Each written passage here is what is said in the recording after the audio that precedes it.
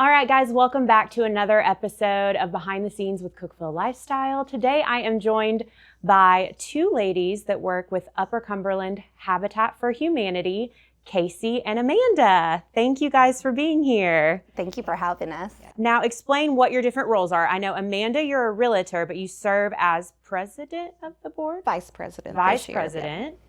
So tell me, kind of dive into your roles with Habitat. My roles with Habitat. For the past 2 years, I've been serving on the board. This year is my first year as vice president. Our fiscal year just started this July. We've got a lot going on internally with Habitat, just trying to get some moving parts going. And then for the past 9 years, I have been chair of Cooking on the Square. Okay, we all love Cooking on the Square. Okay, and then Kasey, you work directly for Habitat. Yes, I do. So I'm the director of development with Habitat.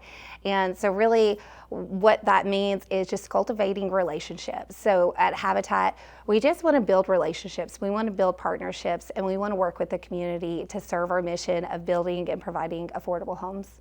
Well, I have to say, I have worked directly with Kasey, and she is amazing. She is so thorough.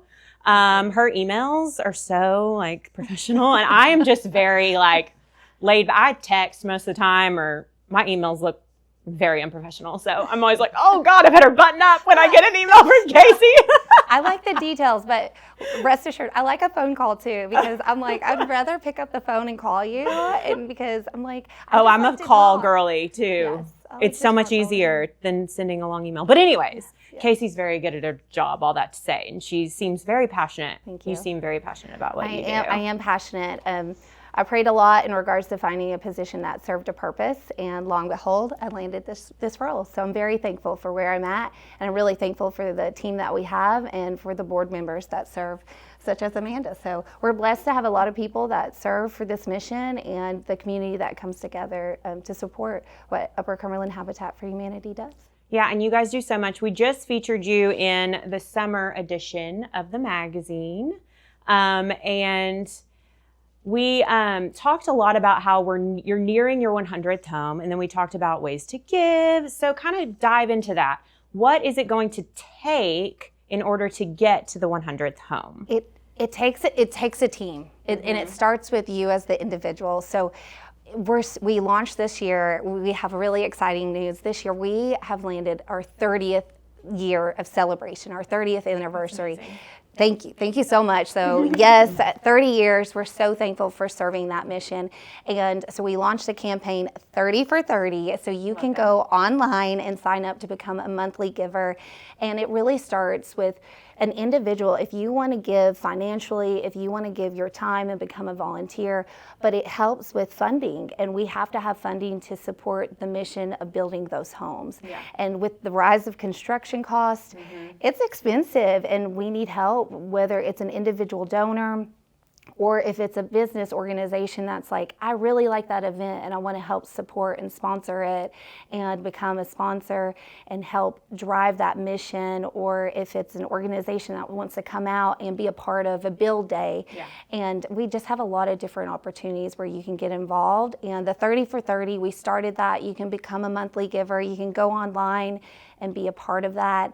And with that, we have exciting news. So we have launched our Remix and Mingle. It's went out. Shelby's working on it, but save the date, November 13th. And it is for a celebration party for our 30th year. That's so exciting. And is it going to be like a black tie kind of event? It is a 90s theme, a 90s theme event. So it's like, come out, right? Yeah. Yes, that's all is that not all our decade that we are from? Yeah, right? Get your scrunchies, get the neon jacket, the denim. It is a ticketed event, and it's gonna be family, bring yourself, bring your friend. Could bring kids? Yes, it's gonna be at the Restore. At the Restore? At the Restore. It's gonna be at the Restore. And we have a lot of fun announcements to come along the way, but mark your calendars because it's gonna be on November the 10th on a Monday from 5 to 7. Okay, so this is what you're gonna have, like all the family-friendly things. I think we chatted briefly about it, like stuff for kids to do. It's not just gonna be like an adult. There's so many, I love all of the things that we have in this area as far as fundraisers goes, but a lot of them are geared towards like black tie galas, Yep. as we all know. So it's so fun that you're doing something that it's more aligned with your brand. I mean, the mission, which the is community. putting families in homes. And that's so exciting. Yes. I love that. We have face painting, balloons, cotton candy, and a lot more to come, but I don't want to spoil it too soon. Oh, yeah, we've been chit-chatting about it. It's going to be great. That's so exciting. So are you going to have like the Restore open where people can buy stuff too? Or are you going to like shut it down? Well, that's the fun part. The Restore isn't open on a Monday, so it will open for this event, and then in addition, we'll have silent auction items available too. Oh, fun. So it's a 2-for-1. You Right. get to sell stuff and raise money for the Restore, and then also raise money for Habitat. So, It's going to be a lot of excitement. A lot of excitement is to come. So I got to keep it sealed a little bit to leave y'all wanting more, because we have a lot of fun stuff to come in regards to that. But remember, 90s theme, remix and mingle. You can bring your friends and family, and it's November 10th from 5 to 7. So be on the lookout for that event. And then you guys do so many other events, but of course the one that we all know and love the most is Cooking on the Square. Yes. So this year it's on Halloween. It is on Halloween. So Cooking on the Square has been traditionally always on the last Friday in October. Well, guess what it falls on this year? Halloween. So we've got a little extra happening this year because it's Halloween. Why not make a fun little costume contest? Oh, So that's in the mix. We just started meeting for Cooking on the Square. So we're starting to get everything rolling, get everything going, and just get our final workings done and how that costume contest is going to work. So stay tuned for that. So are you thinking the costume contest will be for the people cooking the gumbo or chili or whatever it may be, or will it be for the people attending? I think we're almost thinking about both. Okay. And having a way to enter and have everyone else be the judge of it. Okay. Interesting. How to make fun. it spectacular, right? And it's mainly adults except for if they're like littles, because the kids are in school. Yes. So that'll be really fun. It will be fun. People will get creative. Oh, yes. It looks like the town from Gilmore Girls. I feel like every time Cooking on the Square happens, I just picture that town. I'm blanking on the name of it. But that's what it looks like. Well, I mean, you in get our 3,500 friends right there, one event. Yes, and their leaves have fallen, and it's just picturesque. So I'm excited. And speaking the of, food is so good. oh right, I mean, and you can eat so much. Speaking of Cooking on the Square, in our art edition, Becky Burnett was featured. The Burnett Clay Studio. We featured her, and before we did that, I had no idea that all of these volunteers made all these bowls year round, and I didn't even know there was a clay studio dedicated to it. Oh, yeah. No clue.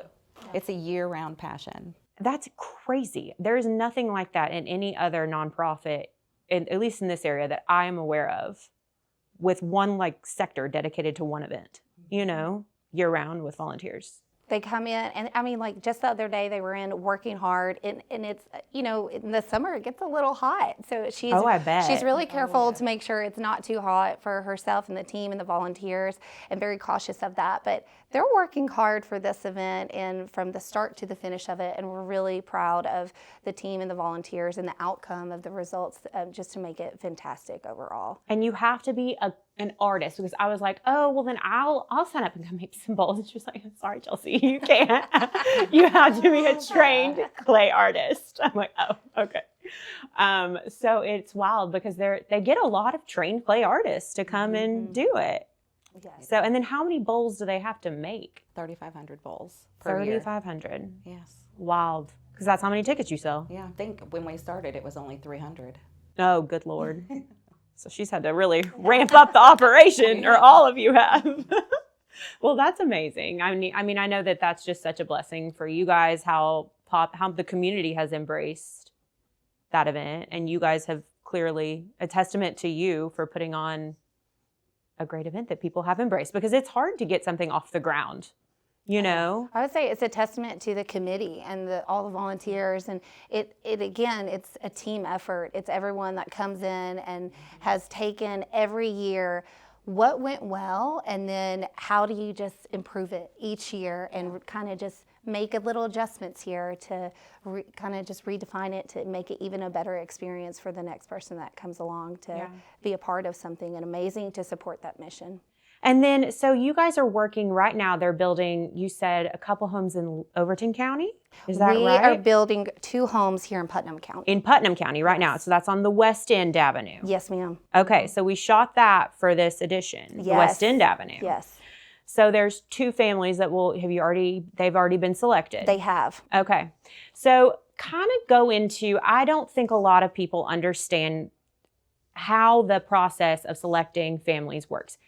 People, if they do not understand how Habitat for Humanity works, I think they think that people just get a free home. But that's not how it works at all. There's a huge selection process and vetting process. So can you kind of explain that? Yeah. So people understand. So Maren, she's in charge of, she's the director of home buyer ownership, and maybe I misspoke, but she's the director of that process. And it's very much a partnership to where you have to go through and fill out an application, and there's a lot of different qualifications to see if you're a great partner for Habitat, and then also if we're a great partner for you.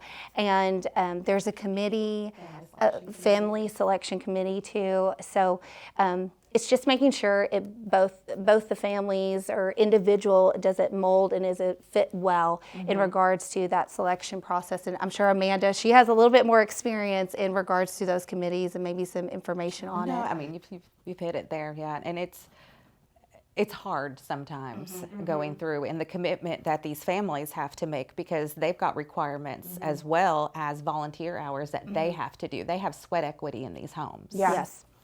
So they do come out, and you'll see there's been so many different events where you'll see the actual home buyer that's going to be out on site, like building and being a part. And that's like, it's so touching. I was at the Restore one day, and they were talking about the paint and the countertops, and you can just see the light on their face of where it was just getting close to their home it's right there. You know, they're about to be finished, and they were talking about, we wrapped up the home dedication, and her husband had a ceremony to where he just prayed over the family and the impact and journey that they're looking forward to, you know, the years to come. And it just brought tears to my eyes. And it's so impactful for the families that are being impacted, not just for themselves, but for their children and their children's children. It's really changing the trajectory of the families that are selected.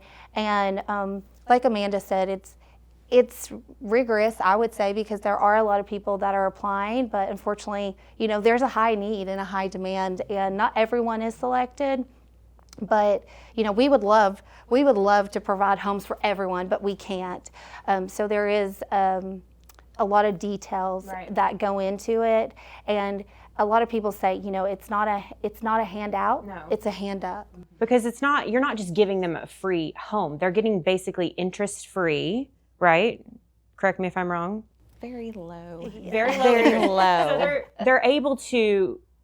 They have to meet a lot of requirements, because I think what you're trying to avoid is putting people in a home that are then going to, I guess, for lack of a better word, destroy it. I mean, if you didn't vet these people, you could put somebody in a home and they would destroy the neighborhood, let it go, and then the whole neighborhood could be hurt if that was the case, if you didn't vet these people. So you guys are really good. I mean, what Habitat does, you're making sure that you're putting these people, you're setting them up for success. Yes. You're giving them the tools to live a better life. It's not just helping them get into a home. It's like a launch pad for the rest of their lives. And they receive financial education as well.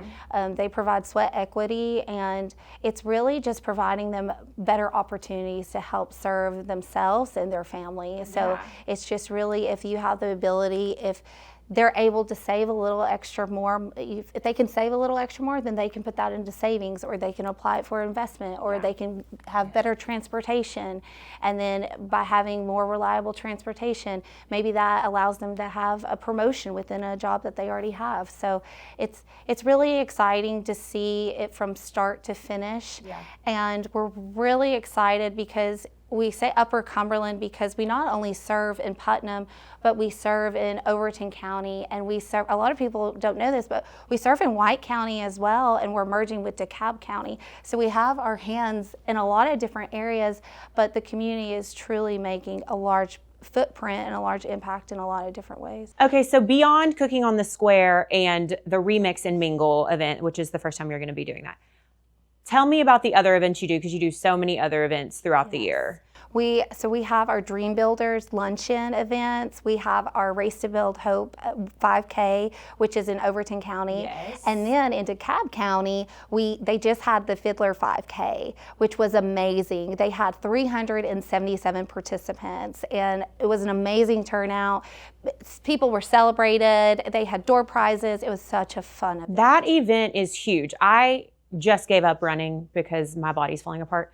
But all of my running friends are obsessed with that race, and they tell me how crazy the course is and hilly, and I'm like, why are you so obsessed? But they are. It was insane. As we were going there to like prep, people were doing the race before the race. Oh, like, they training. do. There's a group of really crazy runners that run like the Boston Marathon, that run a half marathon before the 3.1 miles. They start at like 5 a.m. They do a half marathon, and then they finish with the 5K. It was impressive. And then there's an upcoming event that Amanda, the chili cook-off. Yes, so October 24th? Yes. October 24th is their chili cook-off. So it's almost a spin like Cooking on the Square. Yeah. They've been doing it for a while though, so you don't get the hand-thrown bowls, but it is a really fun event. You do get a commemorative mug with fun. With the chili cook-off logo for the year. And I mean, it's a lot of fun. So if you're in DeKalb County, book your calendars for October 24th. Yeah. Okay, yeah, so maybe that will grow to be as big as Cooking on the Square one day. That's what we're hoping. Yes, yes. And then, so the only race the two races are the Overton County one, which, by the way, if you don't know, we are expanding into Livingston. So Livingston, Overton County people, make sure you check that out. I have run that one before. Yes. That one's fun. It's flat. It's doable. It's It fun. is. It's very doable. It's walk or run. It's a lot of fun. And the medals, by the way, are built. They're like nails. Well, that was last year. So And I loved yes. that, but it's a nice touch because you build the houses with nails. So the Yes. medal was made out of nails. Anyways, I liked that. It was really that cute. touch. So they do so many events throughout the year. So go to their website. Tell them the website. It's uchabitat.org. uchabitat.org to find a list of all the events, find out how you can donate. It is so easy to just donate even $5 a month if that's all you can afford. Anything helps. Yes. In Overton County right now, towards the end of this year, we're going to be starting a build for the Joneses family. And if you didn't go to our Dream Builders luncheon, they provided their testimony, and it was so touching. Every event, they're there, they're telling their story, they're being involved, they want to help, they want to share their story, and we're doing a community build. We're looking for sponsors. It's a matching program, so the campaign has been launched. So if you're looking to become a sponsor and contribute for the Overton Build campaign, so please, we're looking for sponsors. If you want to get involved, please visit uchabitat.org. Yes, Overton County or Cookeville even, or anywhere in the Upper Cumberland.